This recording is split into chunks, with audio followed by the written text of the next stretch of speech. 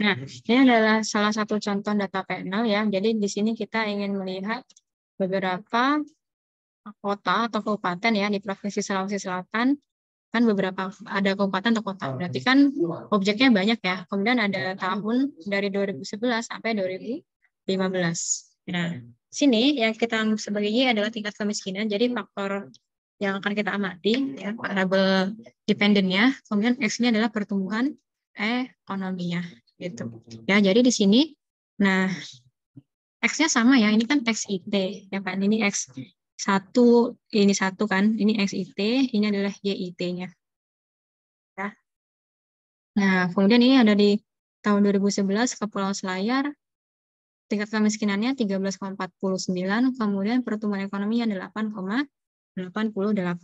Untuk 2012-nya layarnya segini ya. Jadi di sini ada variasi dari individunya. Individunya ada Kepulauan Selayar, ada Bulukumba dan sebagainya. Dan di setiap individunya tadi dia diamati juga per tahunnya atau per rentang waktunya. Itu ya, itu adalah salah satu contoh dari data panel yang akan kita amati. Di sini juga ada. Nah, ini contoh lainnya lagi ya. Misalkan nih explore IP itu dipengaruhi oleh B0, B1 nilai tukar rupiah, kemudian ada B2 produksi IT ditambah errornya ya. Dimana errornya tadi adalah lambda I ditambah UIT-nya. Ya, sehingga kalau ini saya substitusi PIT-nya itu akan menjadi lambda I ditambah UIT kan. Substitusi ke sini. Ke sini ya. Nah, di mana lambda 1 diasumsikan sebagai parameter yang fix ya, yang konstan sehingga nilainya dapat dijumlahkan dengan intercept. Jadi tadi ini kan EIT, EIT-nya kan ada ini ya. Berarti ini nilai konstan dijumlahkan dengan beta 0 ini. Ya, sehingga nilainya persamaannya akan menjadi beta 0 tambah lambda 1, beta 1 nilai tukar I 1, beta 2 produksi IT ditambah UIT-nya. Ini kan ini tidak konstan ya, karena ini ada faktor I dan T. Jadi I tertentu dan T tertentu. Ya, sehingga B0 lambda I ini dianggap sebagai B0 beta 0 I gitu ya. Dari variabel parameter yang fixnya tadi ya. Ini menyederhanakan dari suatu variabel konstantanya. Nah, kita masuk ke random fixed effect model ya gitu. Nah, random fixed effect menangkap individu heterogenitas ke dalam nilai interceptnya. Nah, kalau misalkan kita bentuk dari persamaan ya, ini seperti di bawah ini. Nah, ini adalah effect modelnya dari beta 0. Kemudian beta 1, XI1, beta 2, X2 IT, dan seterusnya ya. Nah, di sini ada namanya dummy variabel ya. Nah, dari X-nya ini bisa kita pisah jadi 2 atau 3 lebih ya variabel yang bisa kita pisah dari X-nya ini menjadi dummy variabel. Nah, teknik estimasi ini menggunakan variabel dummy dalam menangkap adanya perbedaan intercept-nya. LSDV atau least square dummy variable ya. Akibatnya apa? Di fixed effect ini dia mengasumsikan bahwa koefisien regresi atau slope-nya itu bernilai tetap ya, yang fixed effect tadi gitu. Antar individu, slope-nya atau nilainya selalu konstan. Gitu. Jadi perubahan dia terhadap perubahan X-nya dia akan sama untuk masing-masing IT-nya. Nah, tadi kenapa sih kita memasukkan variabel dummy? Tujuan dimasukkannya model ini adalah untuk mengetahui ketidaktahuan kita tentang model yang sebenarnya. Bisa jadi di dalam X ya, di dalam XIT atau X2IT itu ada 2 variabel dummy yang bisa kita pisah ya, misalkan pendapatan. Ya, pendapatan saja kan ternyata di dalam pendapatan itu ada variabel dummy laki-laki dan perempuan begitu. Tapi apa? Di sisi lain, penambahan dummy variabel tadi menyebabkan berkurangnya derajat kebebasan atau degree of freedom yang akhirnya mengurangi efisiensi parameter. Jadi dia keterbatasannya itu apa ya? Kebebasannya sedikit gitu ya. Keterbatasannya banyak kan. Nah, kemudian karena tadi adanya ketidakefisienan karena menimbulkan derajat kebebasan yang kecil, masalah ini bisa diatasi dengan adanya random effect model, di mana model ini akan mengestimasi data panel di mana variabel atau gangguan errornya saling berhubungan antar waktu dan antar individu. Errornya ya, jadi errornya ini mempengaruhi si antar waktu dan antar individu. Jadi EIT-nya tuh berubah-berubah gitu ya, tidak konstan.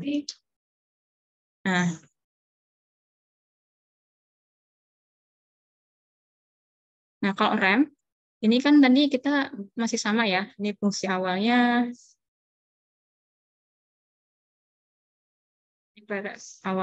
kemudian ekspornya ya.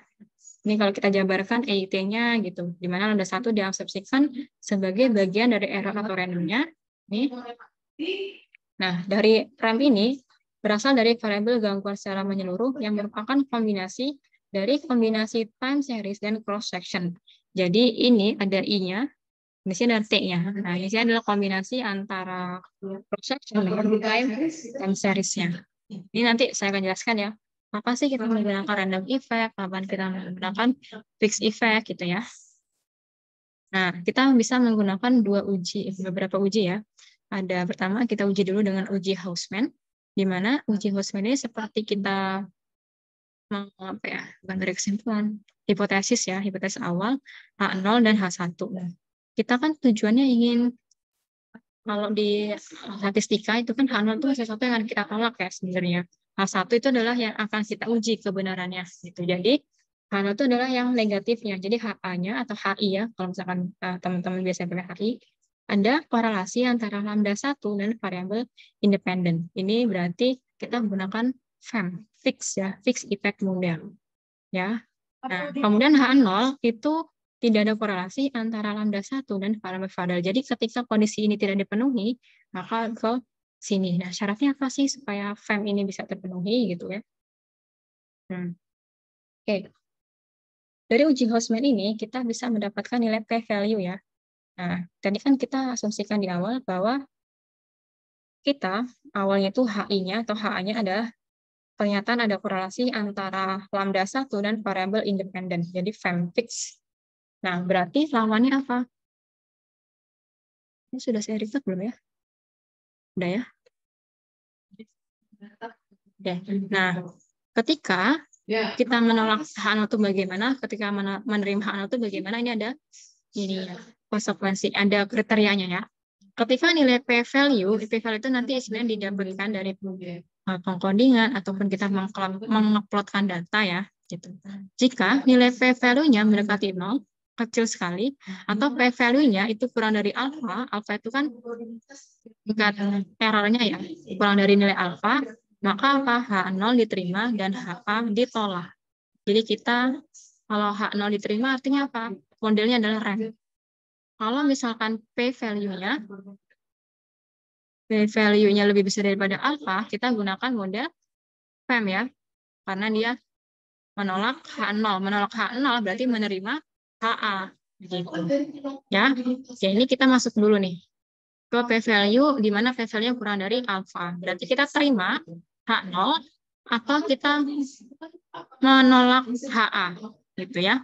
Berarti apa tadi kalau kita menerima H0? Tidak ada korelasi antara lambda 1 dan variabel independen. Sehingga model terbaik yang kita gunakan itu adalah random effect model. Ya.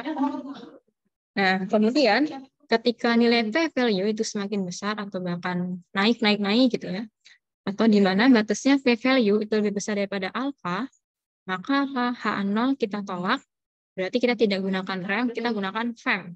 Ya. Kalau kita gunakan FEM artinya apa? Ada korelasi antara lambda 1 dan variabel independennya. Sehingga model terbaik adalah fixed effect model. Ya. Nah, tadi ini sebenarnya rangkumannya ya. Ada 3. Nah, kalau OLS itu kan yang biasa ya. Kita gunakan metode pura terkecil gitu. Nah, kalau OLS itu menggunakan metode OLS biasa.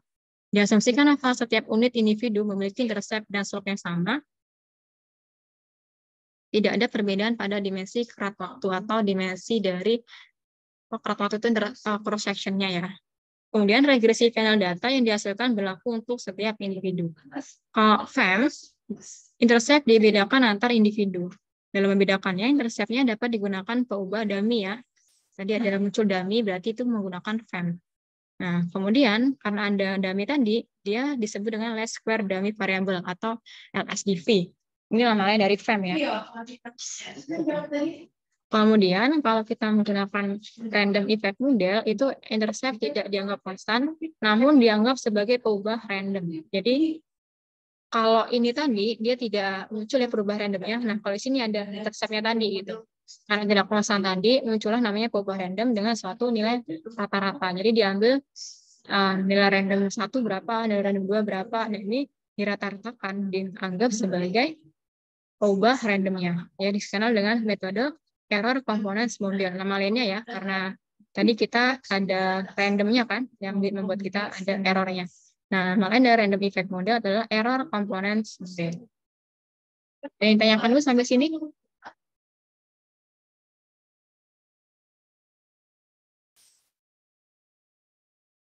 Oke, saya lanjutkan ya kalau tidak ada. Saya lanjutkan ke ini dulu.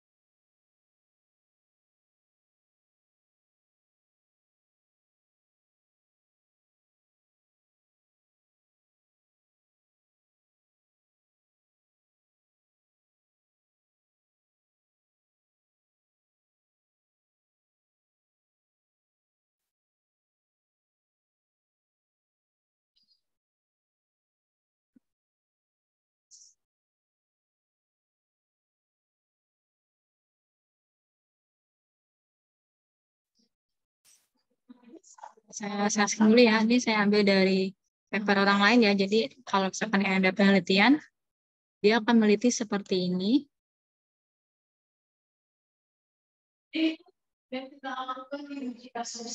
Mana tadi?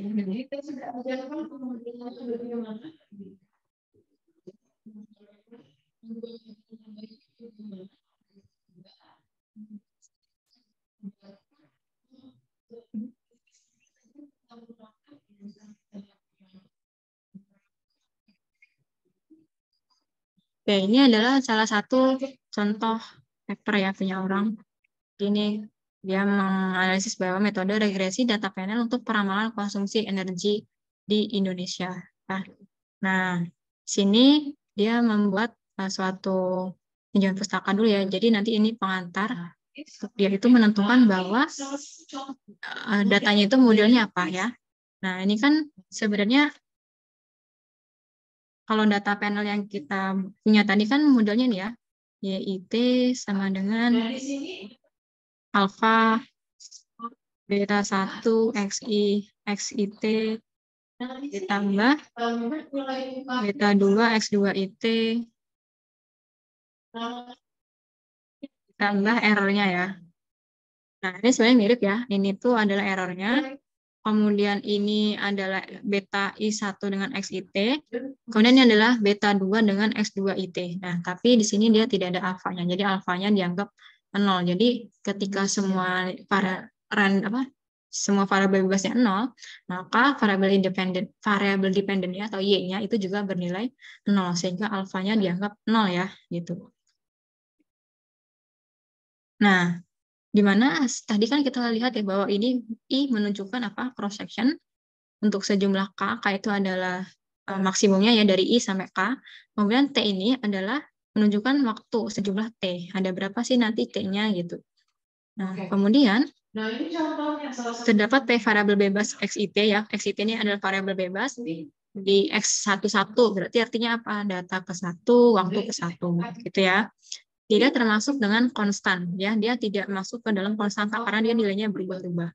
Oke, efek spesifik ini adalah Z1 aksen ya, efek dari si X ini. Efek spesifik individual Z ya, di mana Z adalah konstan dan efek spesifik. efek spesifik individual adalah Z aksen alfa, di mana ZI terdiri dari konstan dan efek spesifik individual. Gampangnya gini ya, di mana ini itu adalah efek yang dipengaruhi oleh si alfanya gitu ya. Jadi ini kan seberapa kuat sih sebenarnya si Z ini mempengaruhi si Y kan ditunjukkan oleh alfanya kan. Nah, kalau beta itu adalah matriks slope berukuran PX kali 1. Jadi kalau kita melihat regresi biasa ya, kan regresi biasa kan itu A ditambah BX ya. Nah, ini kan kemiringannya ya. Kalau kemiringannya besar terus positif berarti dia akan semakin begini naik. Ya, kalau ini agak lebih landai.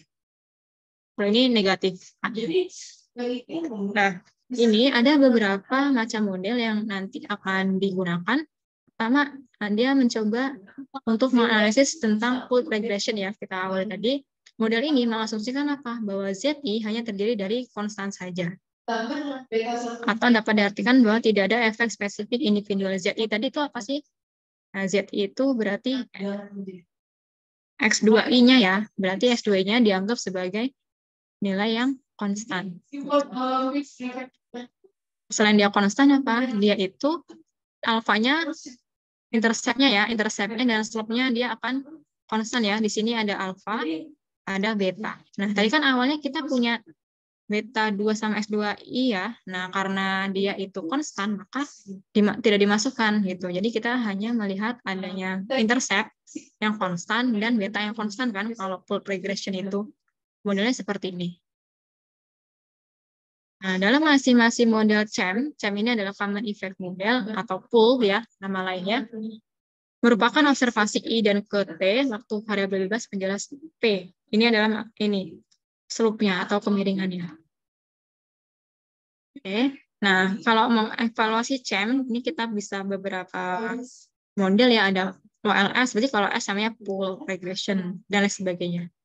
Ya, atau kita ketika sebelumnya kan kita menggunakan autoregresif ya, MA, ada AR, ya kan, A5. Kemudian kalau fixed effect itu bagaimana? Kalau tadi ini dianggap konstan kan, Z1-nya terdiri satu konstan saja, sehingga hanya sisa ini. Kalau fixed effect itu adalah model yang memperhatikan adanya keberagaman dari variabel independennya. Gitu. Jadi ini kan sebenarnya tadi kita ada ininya ya, Z1 aksen alfa ya. Nah, ini ganti dengan alfa I. Nah, di mana si alfa I ini mewujudkan semua efek yang diamati dan menspesifikasikan rata-rata kondisional yang dapat diestimasi.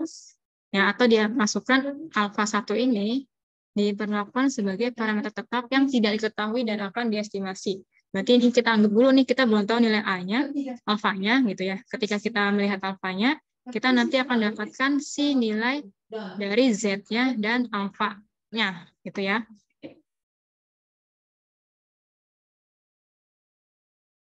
Sebentar. Nah, kalau random effect berarti apa? Tidak memiliki korelasi dengan variabel independen, maka struktur ini dikenal random effect model. Jadi antara si efek individual tadi yang ZI ini tidak memberikan korelasi dengan variabel independen. Ya, jadi si ZI-nya dibuang gitu. Ya, ini kalau kita model kita yang sebelumnya ini kan error ya. Ya, error ya.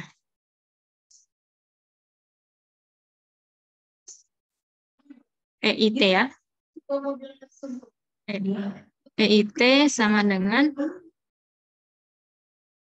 lambda I ditambah UIT. Nama lainnya ini dia menggunakan eta IT ya.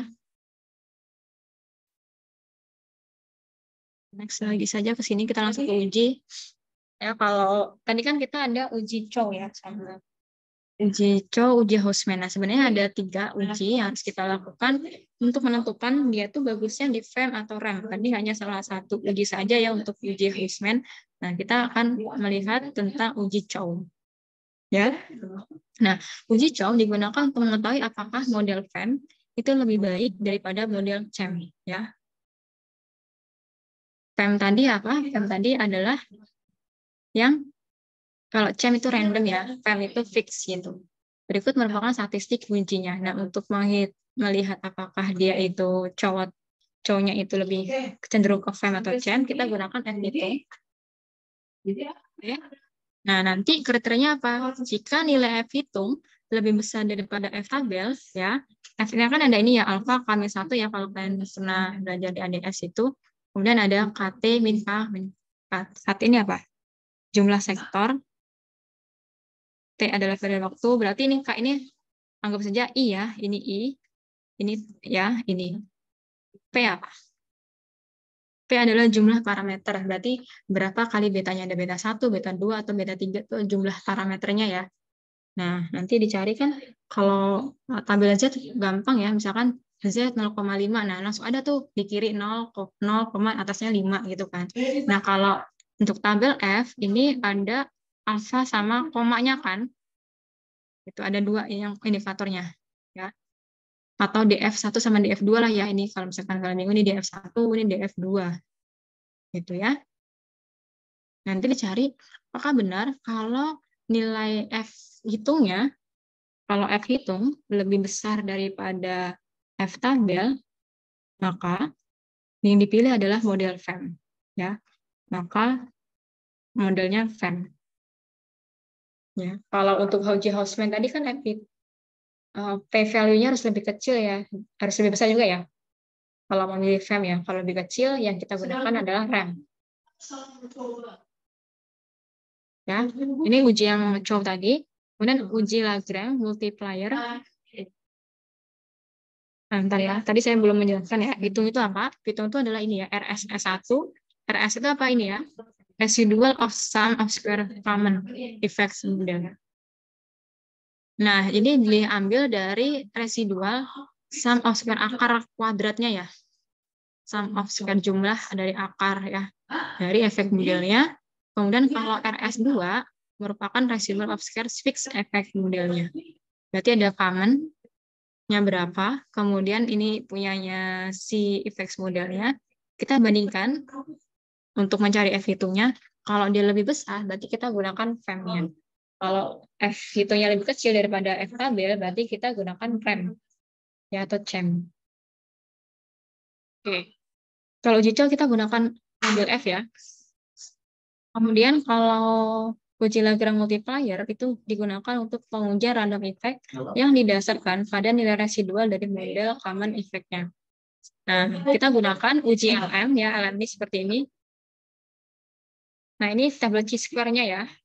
Nah, kriterianya bagaimana? Kalau misalkan LM-nya lebih besar daripada chi-square alpha, 1, maka model yang terpilih adalah model RAM. Alfanya nanti tergantung ya, apakah 0,5, apakah 10% gitu ya. Satu ini sudah dari rumusnya gitu ya.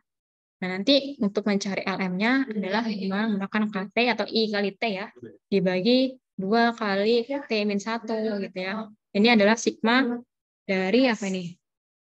Sigma apa ya? Ini sigma apa ya? Sigma I dari 1 sampai K. Oke, saya tarik lagi ya, uji Lagrange.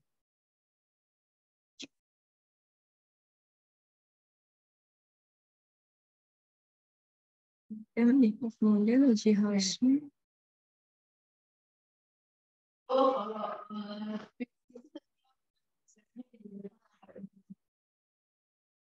Lagrange ya.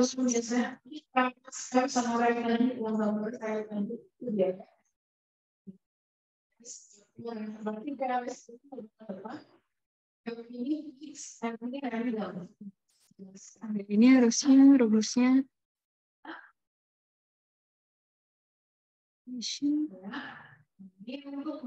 ya, saya agak lupa ya. GF common uji multi. Oke, di sini ada mau ditanyakan dari penjelasan itu. Jadi intinya apa dan gimana itu berhubungan dengan cross section dengan ya, ini jumlah K-nya ya, ini tuh jumlah I sampai 1 dengan sampai K. Kalau kan ada rumusnya ya, EIT dari T1 sampai T. Kalau ini berarti jumlah K-nya ya, jumlah K dikali berapa ya dikali dengan ini sigma dari EIT, berarti jumlah dari R1, R2, R3 gitu ya di tiap waktu tertentu ya. Nah, kemudian ini sebenarnya nanti ada ya di dalam pemodelan, nanti kita akan dapatkan LM-nya berapa, kemudian kita bandingkan dengan nilai Q-square. Ini secara teoritisnya saja dulu. Oke, tadi ini uji Hausman-nya. Atau kalau misalkan mau yang lebih gampang, saya lihatkan di sini ya.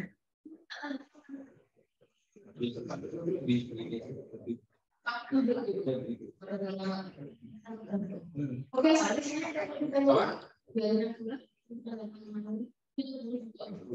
ya, ini contoh dia sudah ini analisisnya ya. Ini ada datanya nih banyak ya. Kemudian dia ingin melihat datanya itu menggunakan model apa. Oke. Saya nggak bagikan, saya sekarang nggak bagikan video ya. Kemudian ini, nah ini uji spesifikasi tadi ya.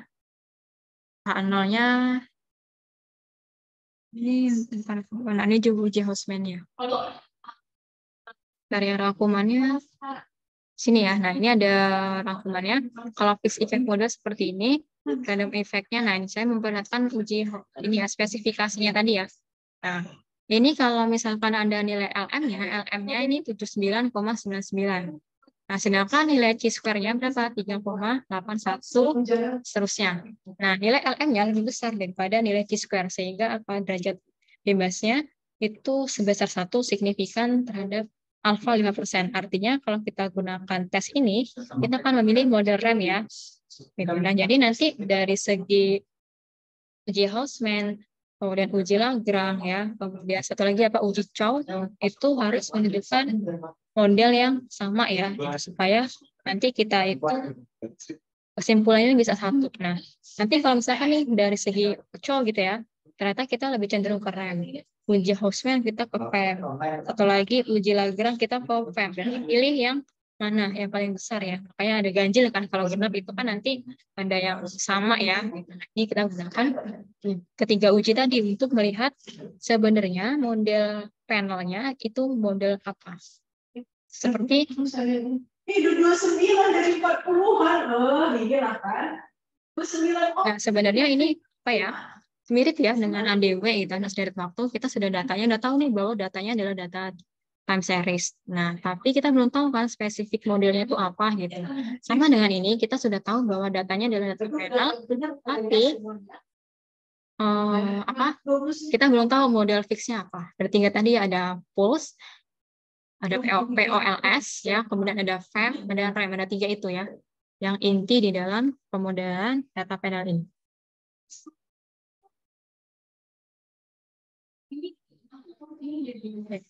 Ada yang mau tanyakan dulu sampai sini? Kalau tidak ada saya anggap.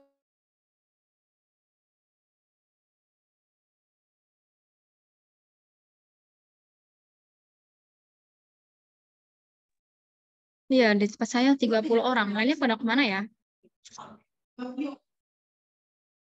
Ya Allah, ini saya udah ngomong dari tadi, cuma 30 orang yang mendengarkan. Nah, saya akan presentasikan. Saya akan, ini ya, anggap tidak hadir kalau tidak ada.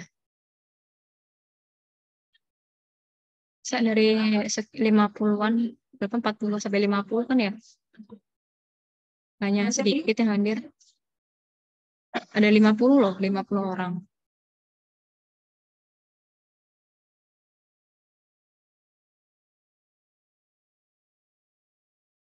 Oke.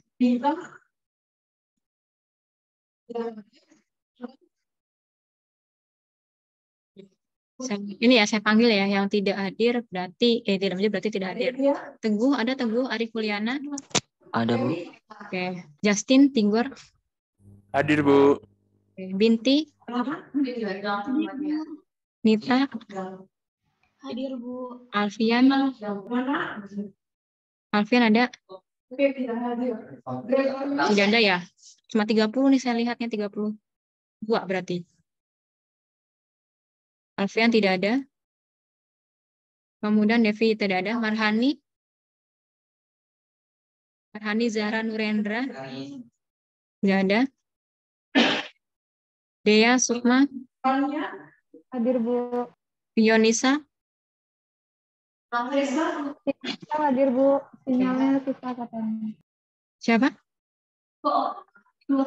Yang sulit. Yonisa hadir, Bu. Bisa hadir. Fadlan. Ada Fadlan? Tidak ada. Hadir, Bu. Ya. Atika. Hadir, Ibu. Tamara. Hadir, Bu. Tat Syafira. Hadir, Bu. Ski. Atika tadi hadir ya? Hadir, Bu. Reski.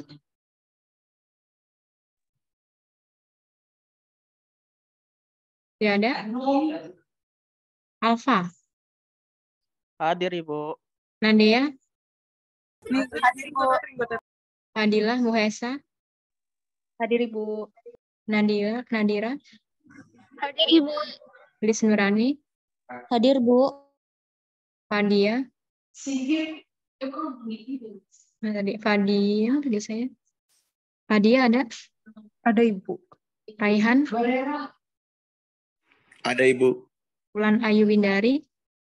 Hadir, Ibu. Catherine Brigita Soraya. Hadir, Ibu. Muhammad Rifan Hasri. Hadir, Bu. Taufik Rahmansyah Effendi. Hadir, Ibu. Bane Rael. Hadir, Bu. Siti Nur Aziza. Tidak ada Siti Nur Aziza. Alvin dia pernah tidak hadir, tapi saya sedang bermasalah. Alvin hadir berusaha siang. Ian, mana Alfian tadi? Oke, Wulan Ayu tadi siapa? Muhammad Ilham udah ya tadi ya?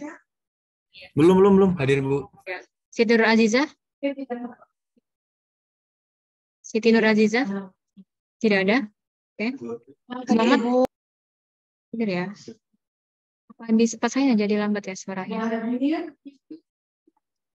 Nah, tadi Siti Nur Aziza. Muhammad Hadir, Aksal? Bu. Hadir. Muhammad Hadir, Bu. Aksal? Hadir, Bu. Nah, situ pusing ya ngeliatnya ini. Dia naik ke atas lagi sih. Muhammad Aksal. Oke, Dimas?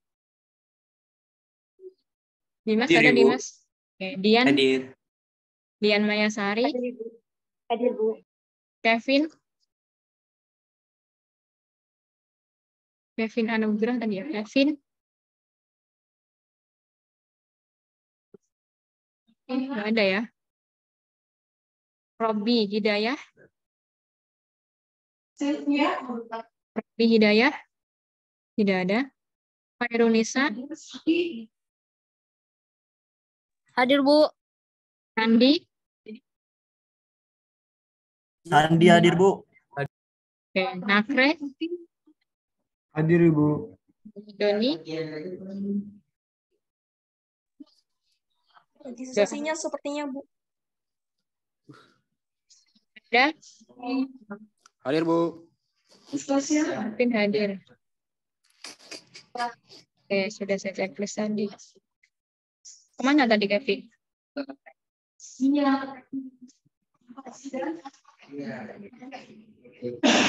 Sandi hadir, Bu. Sudah ya. Ntar saya panggil lagi. Tadi sampai mana ya? Muhammad Doni udah. Armanda? Hadir, Bu. Hadir. Intan Meliani? Intan ada Intan? Tidak ada. Laili? Hadir, Ibu. Aldi Samuel? Hadir, Bu.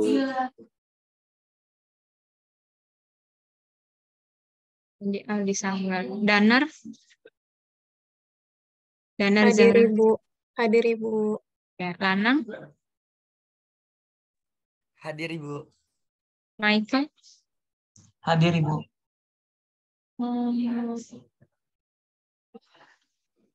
Syahnas, Ada, Bu. Egi, mana Egi? Tidak ada. Devri, Zevanya. Devri. Tidak ada. Polisatu Roma. Hadir, Ibu. Muhammad Rashid. Sedang terkendala sinyal, Ibu.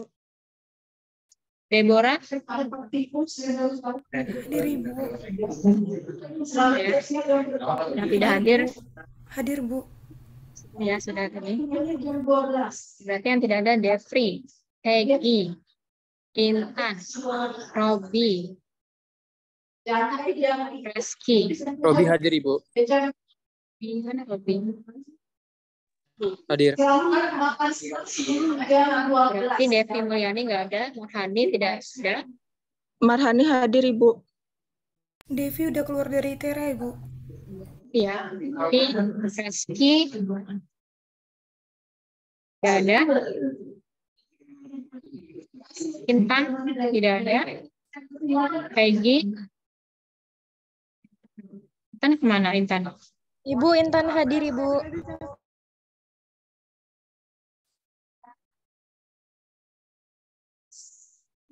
Intan, Peggy, Devri ya. Oke. Nanti saya kasih waktu